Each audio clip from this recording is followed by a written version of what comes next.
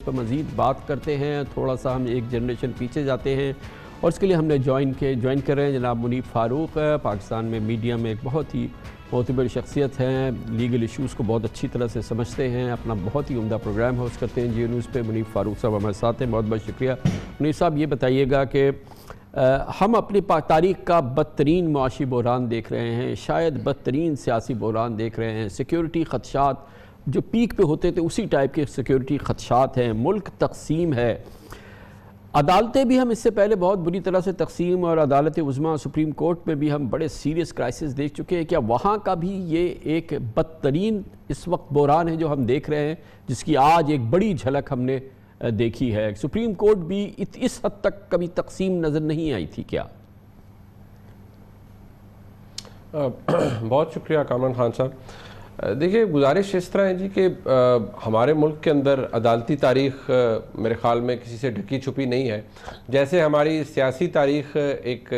ہم اسے chequered history کہتے ہیں, تو ہماری عدالتی تاریخ بھی کوئی خوشگوار نہیں ہے. اس کے اندر بھی چند ایسے فیصلے, بلکہ میں سمجھتا ہوں اب تو بہتات ہے ایسے فیصلوں کی جو کہ بدترین قانونی انٹرپریٹیشن کے اوپر بیس کرتے تھے. اب چلیے وہ تو ایک ایسا معاملہ ہے جس کے اوپر ہماری رائے مختلف ہو سکتی ہے, لیکن جو چیز زیادہ میرے خیال میں بحیثیت ایک پاکستانی میرے اور آپ کے لیے ورثم ہے, جو کہ ہمیں پریشان کر دیتی ہے, وہ یہ کہ ہم جب دیکھتے ہیں کہ ملک کی سب سے بڑی عدالت جس کو ہم سمجھتے ہیں کہ وہ ایپیٹوم آف جسٹس ہے, وہ وہاں سے جو انصاف ہے وہ ایگزیوڈ کرتا ہے, اور جو معزز جج صاحبان ہیں ان کا کانڈکٹ بھی ایگزیمپلری ہونا چاہیے. وہاں ہم دیکھتے ہیں کہ نہ صرف ایک ڈیوائیڈ ہے, بلکہ وہ اب اتنی ڈسٹنکٹ ہو چکی ہے, اتنی وہ فالٹ لائنز واضح ہو چکی ہیں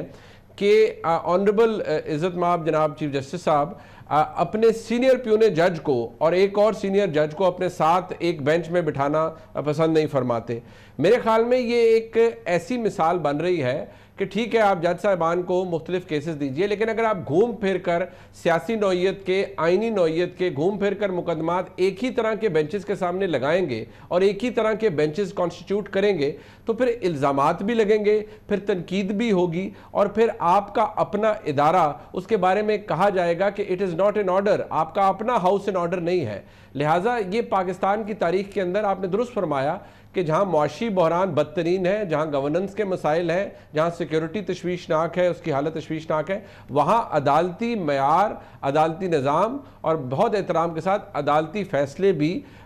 بدنما ہیں اور بدنما داغ کے طور پر دیکھے جا رہے ہیں. تو منیر صاحب آپ کیا سمجھتے ہیں کہ آج اس کی ایک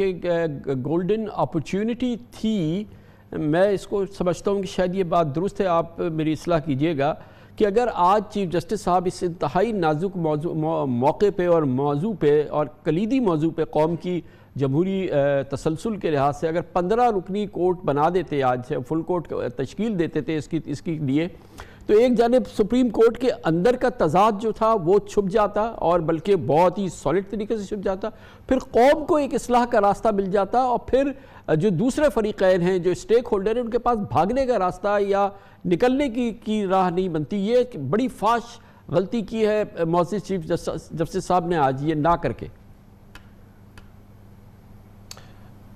کامران خان صاحب, کیا ہی اچھا ہوتا کہ عزت مآب چیف جسٹس صاحب یہ فل کورٹ بنا دیتے, آج ہی نہیں بلکہ اس سے بہت پہلے جب 63A کا معاملہ آیا تھا, وہاں collective wisdom of the entire supreme court, it was required, it was the need of the are, لیکن نہیں بنایا گیا. جہاں پارٹی صدر کے اختیارات کی بات کی گئی, اس کی تشریح کا معاملہ آیا, جہاں بہت احترام کے ساتھ جناب چیف جسٹس نے اپنی ہی کی ہوئی رائے کے خلاف ایک اور اوپینین دے دیا اپنے فیصلے کے اندر. کیا ہی اچھا ہوتا کہ جناب چیف جسٹس صاحب اس وقت یہ فل کورٹ تشکیل دے دیتے. اب چلیے اس وقت نہیں دیا, تو کم از کم یہ معاملہ جس طریقے سے سپریم کورٹ کے سامنے آیا اور جس طریقے سے سو موٹو جورسڈکشن کو ایکسرسائز کیا گیا, اس پر عزت مآب چیف جسٹس فل کورٹ بنا دیتے. لیکن سوال یہ ہے کامران خان صاحب, یہ آپ کے اور میرے پوچھنے والا ہے, کیونکہ ہم ہیں تو پاکستانی,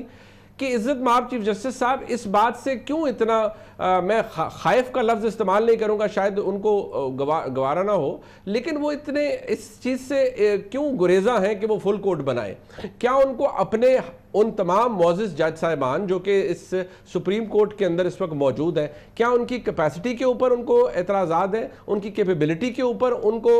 شبہات ہیں، یا ان کے امپارشل ہونے پر ان کو کوئی شک ہے؟ اور اگر ایسا تینوں میں سے کوئی ایسی بات نہیں ہے تو ہاتھ کنگن کو عرصی کیا بڑی اچھی بات ہے، آنریبل چیف جسٹس صاحب فرمائے، اور آپ نے درست کہا، پھر کسی کے پاس بھاگنے کا رستہ نہیں ہوگا۔ تو اب کیا صورتحال بن رہی ہے آگے چل کے؟ کیونکہ بہرحال یہ کیس زیر سماعت ہے اور اس وقت تقسیم کی صورتحال ہے، بالکل عیاں ہے، ملک اس دور سے گزر رہا ہے، اس کا وہ ایک فیصلہ دیں گے، اور کیا اس میں قوم میں کتنی سکت باقی ہے؟ کیونکہ اب ہمیں جو سپریم کورٹ سے نظر آنا چاہیے یا نظر آئے گا، یہ ہم کس جانب بڑھ رہے ہیں اس پورے معاملے میں، اس فیصلے کا کیا انجام ہوگا، اور پھر اس کے اثرات پاکستان کی سیاست پہ جو بچی ہے اس پہ کیا ہوں گے؟ کامران خان صاحب، مایوسی کفر ہے، لیکن میں بہت مایوسی سے کم از کم مجھے کہنا پڑا ہے، میرے پاس اور کوئی الفاظ نہیں ہے کہ ہم ایک قیاس کی طرف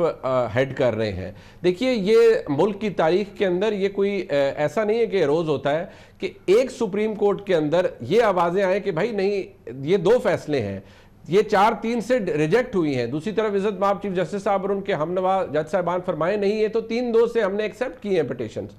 کسی کو یہی نہیں پتا کہ وہ اپیل یا وہ کنٹیمپٹ پروسیڈنگز یا اس آرڈر کے حوالے سے جو عمل درآمد کے حوالے سے معاملہ سپریم کورٹ میں زیر سماعت ہے، جس کی کل صبح 11:30 بجے سماعت ہے، اس کا سٹیٹس کیا ہے؟ وہ انفرکچرس ہو جائے گی، وہ موجود رہے گی، اور اگر کل بھی عزت مآب چیف جسٹس صاحب نے اسی کو آگے کیری آن کیا تو پھر ہم